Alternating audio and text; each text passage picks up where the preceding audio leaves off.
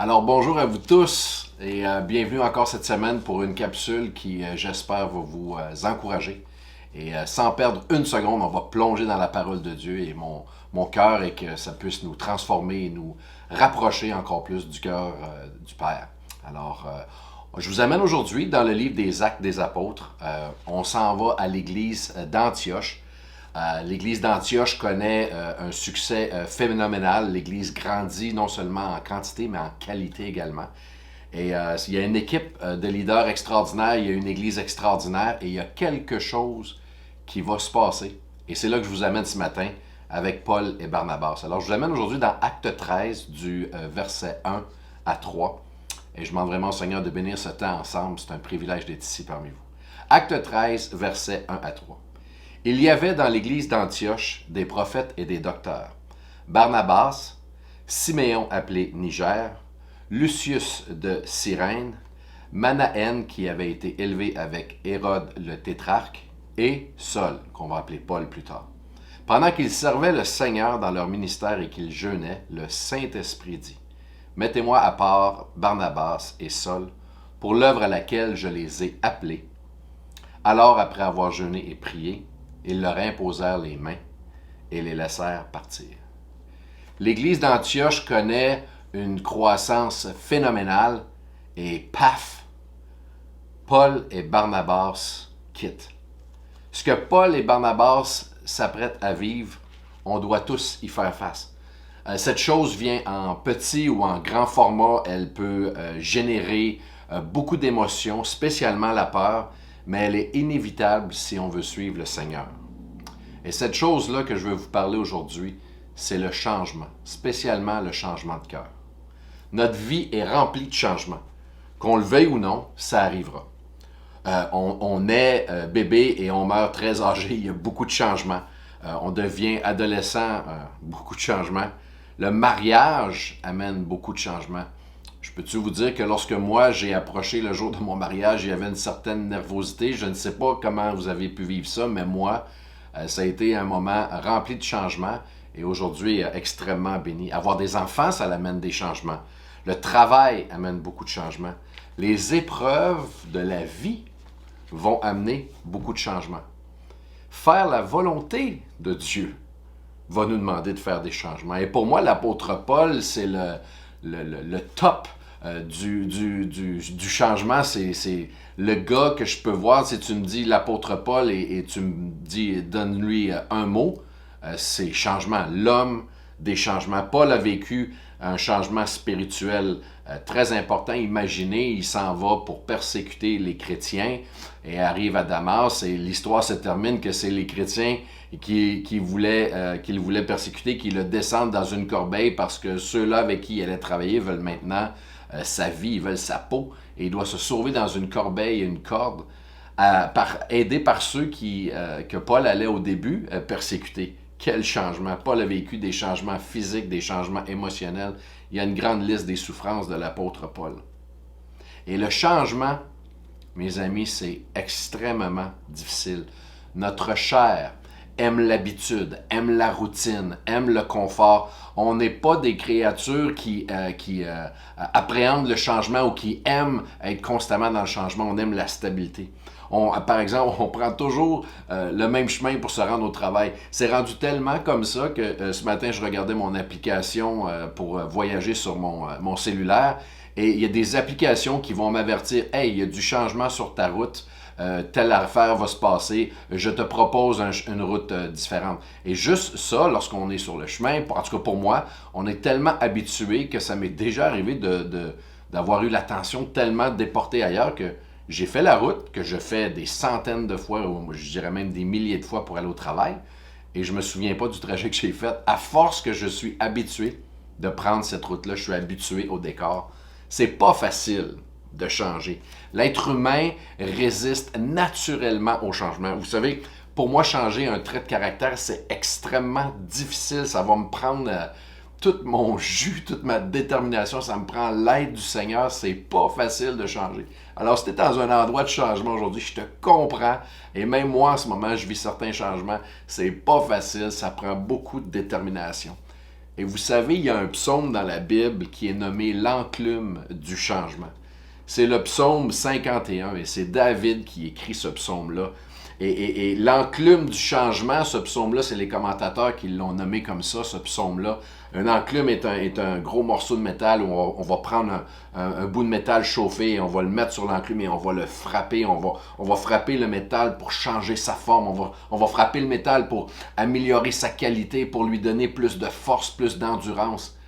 Et David crie au Seigneur alors qu'il traverse, il va résumer sa vie et il demande l'aide au Seigneur pour changer. David va avoir vécu dans l'hypocrisie, le complot du meurtre, l'adultère, la justification personnelle, l'obstination, et tout ça l'avait éloigné de Dieu. Et au verset 12, David va lancer un cri du cœur vers Dieu, et c'est le cri que je souhaite et que je te souhaite de lancer vers Dieu. Au verset 12, Psaume 51 va dire ceci: « Ô Dieu, crée en moi un cœur pur. Renouvelle en moi un esprit bien disposé, et voici, Dieu change mon cœur. » David a vécu tellement d'affaires difficiles qui l'ont éloigné de Dieu, mais son cœur dit à Dieu: « Change-moi, ramène-moi à ton image. » Et vous savez, la chirurgie cardiaque est la grande spécialité de Dieu. Et le processus est douloureux, mais les résultats sont merveilleux. Ce qu'il faut faire, vous et moi, c'est qu'il faut accepter le diagnostic que notre cœur a besoin de changer.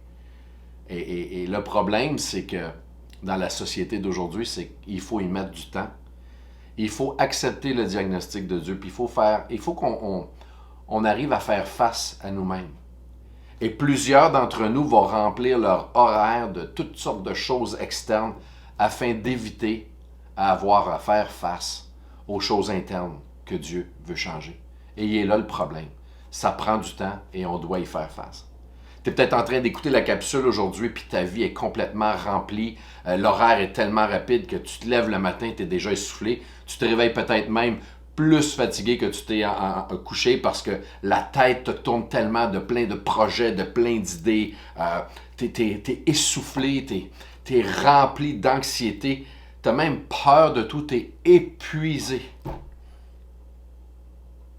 Ben, j'ai une bonne nouvelle pour toi aujourd'hui. Il y a une solution. C'est le changement.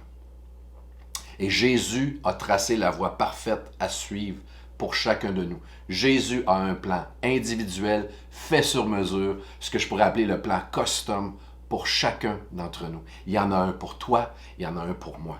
Et on doit maintenant demander au Seigneur de nous changer afin de s'aligner avec la voie parfaite qui est tracée pour nous. Tant et aussi longtemps qu'on va remplir notre horaire. Et je ne dis pas qu'il ne faut pas être occupé, il ne faut pas travailler, il ne faut pas élever notre... Non, du tout. Ce que je dis, c'est, au lieu d'amener Dieu dans notre agenda, regardons l'agenda de Dieu et amenons la nôtre dans la sienne, de plus en plus. Et pour ça, il va falloir faire des changements. Et Jean 14, 6 nous le dit, et c'est un passage qu'on connaît très bien. « Je suis le chemin, la vie et la vérité, et nul ne vient au Père que par moi. » Mais il faut le méditer, il faut découvrir le chemin, il faut découvrir la vérité, il faut découvrir la vie. Et le psaume 84, 6 nous dit « Heureux ceux qui placent leur appui en toi. Ils trouvent dans leur cœur des chemins tout tracés. » Le Seigneur a un chemin tout tracé pour toi. Il y en a un pour moi aussi. Et ça ne veut pas dire qu'il est nécessairement facile. Mais si en ce moment, tu es dans un endroit où est-ce que c'est difficile, tu es épuisé, c'est pas le chemin de Dieu. C'est pas le chemin de Dieu, il faut faire des changements. Et le plus beau changement qu'on peut faire, il est dans notre cœur. Parce qu'une fois que le cœur est transformé, toutes les actions qui viennent par après vers l'extérieur, ils ont été changées. Il faut arrêter de changer juste des habitudes. Vous dire, pourquoi, Seigneur, j'ai cette habitude de vie-là? Pourquoi je réagis comme ça depuis tant d'années? Pourquoi je vis ces peurs-là depuis tant d'années? Pourquoi je m'épuise à vouloir être approuvé des gens? Il faut que je découvre, il faut que je change pour comprendre que toi, Seigneur, tu m'approuves. Et il t'approuve.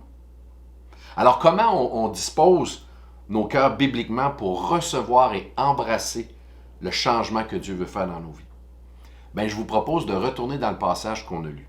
Je pense qu'on va trouver des principes précieux, je les appelle les PP, les principes précieux de Dieu pour accueillir le changement et surtout bannir la peur du changement. Alors, on va décortiquer rapidement le passage qu'on a eu dans Acte 13. Et vous savez, c'est la saison des homards. Je sais qu'en région ici, il y a des repas, on peut aller manger du homard. Et le homard, pour goûter, pour pouvoir vraiment bien découvrir tout ce qu'il y a à l'intérieur, on doit le décortiquer, on doit craquer, on doit aller à l'intérieur, on doit aller en profondeur. Et je crois que c'est ça que Dieu veut faire avec nous. Il veut nous montrer l'état de notre cœur pour le changer complètement.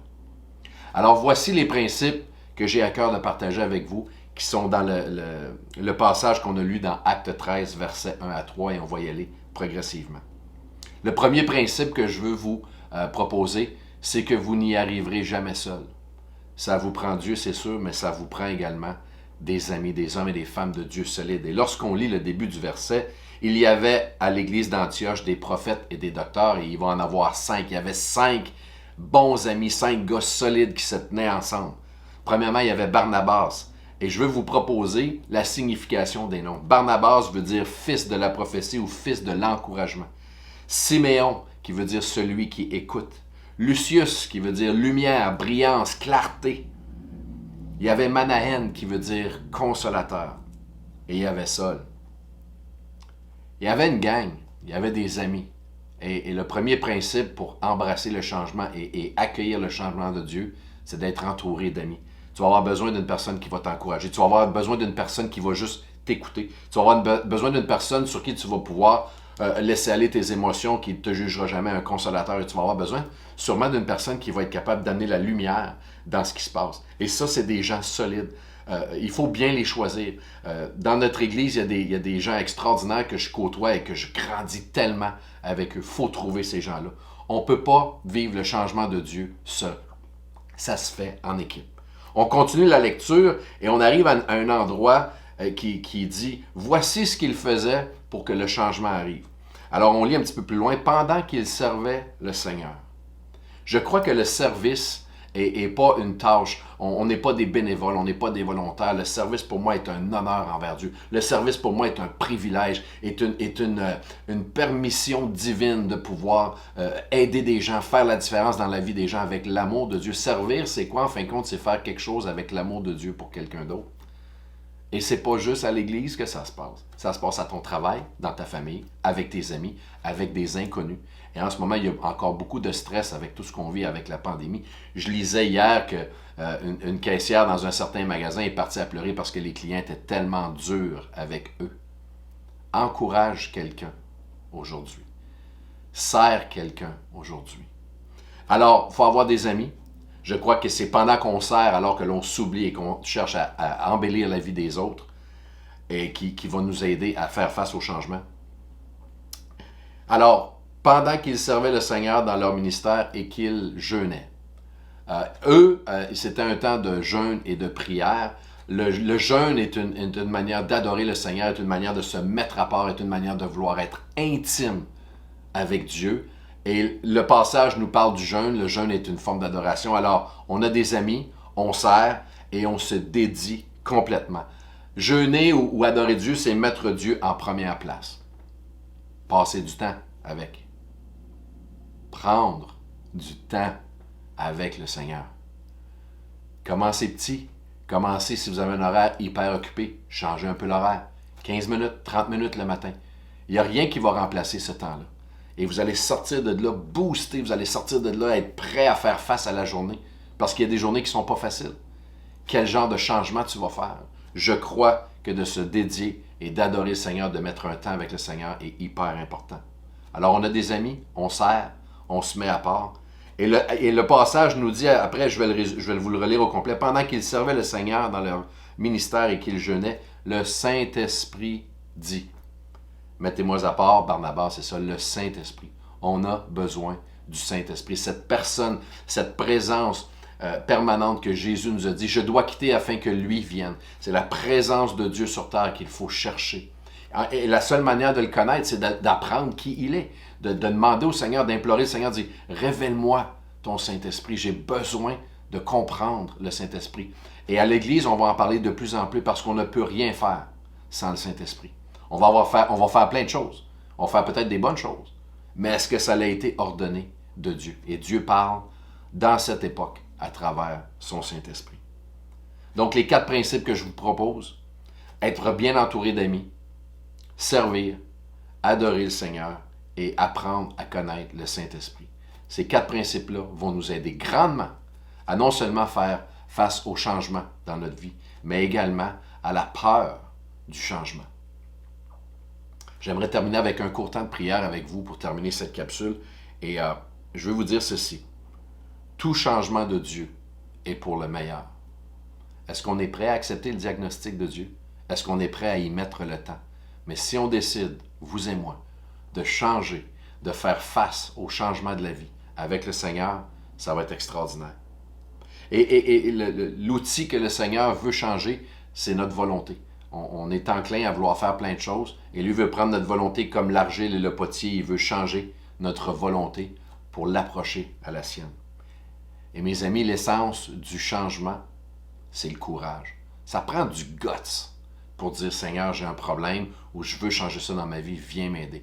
Amène-moi des gens, amène-moi des personnes avec qui je vais pouvoir vraiment grandir dans tes voies. Alors j'aimerais prier pour vous ce matin. Seigneur, je te remercie pour tous les gens qui vont regarder cette capsule, non seulement aujourd'hui, mais dans les jours, les semaines, les mois à suivre. Je te remercie parce que tu es le Dieu du changement. Et comme Paul et Barnabas, tout allait bien, mais tu as dit, oh, eux autres, ils vont vivre tout un changement. Je les envoie ailleurs. Donne-nous le courage d'accepter le diagnostic, de voir l'état de notre cœur, mais de voir que tu veux changer notre cœur.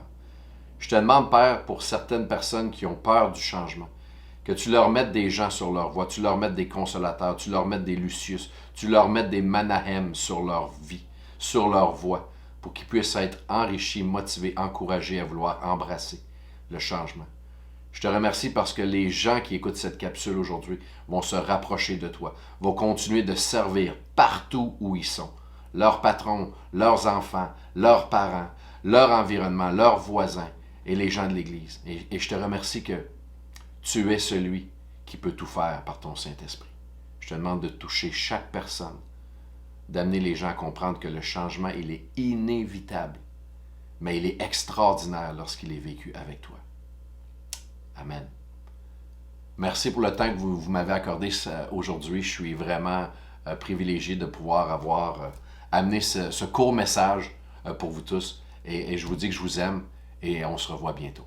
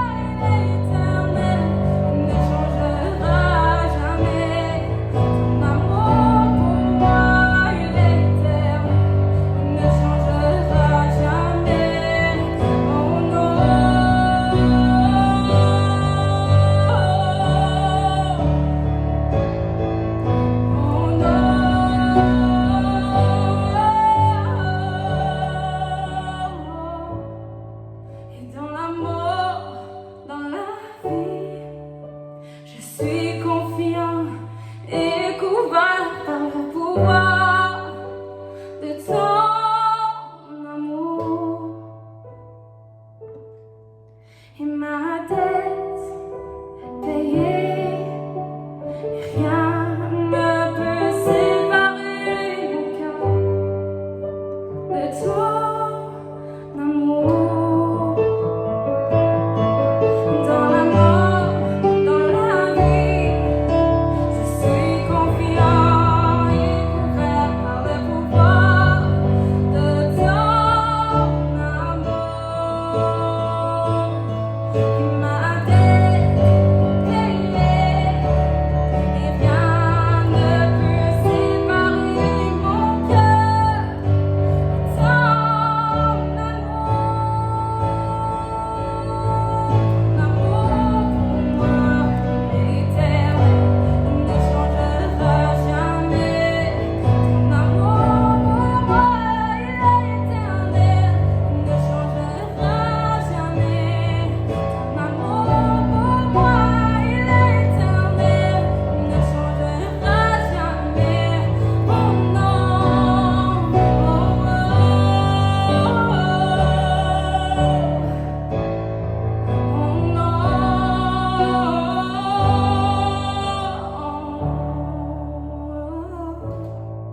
ton amour pour moi, il est éternel, il ne changera jamais. Ton amour pour moi, il est éternel, il ne changera jamais. Ton amour pour moi, il est éternel, il ne changera jamais. Oh non.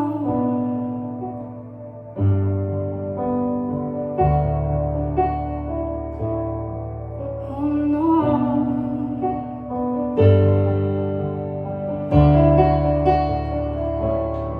Ton amour durera toujours.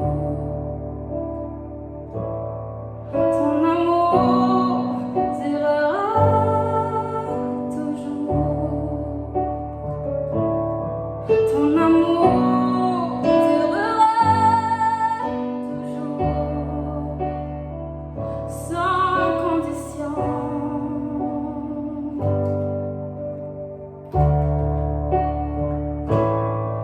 Ton amour durera toujours.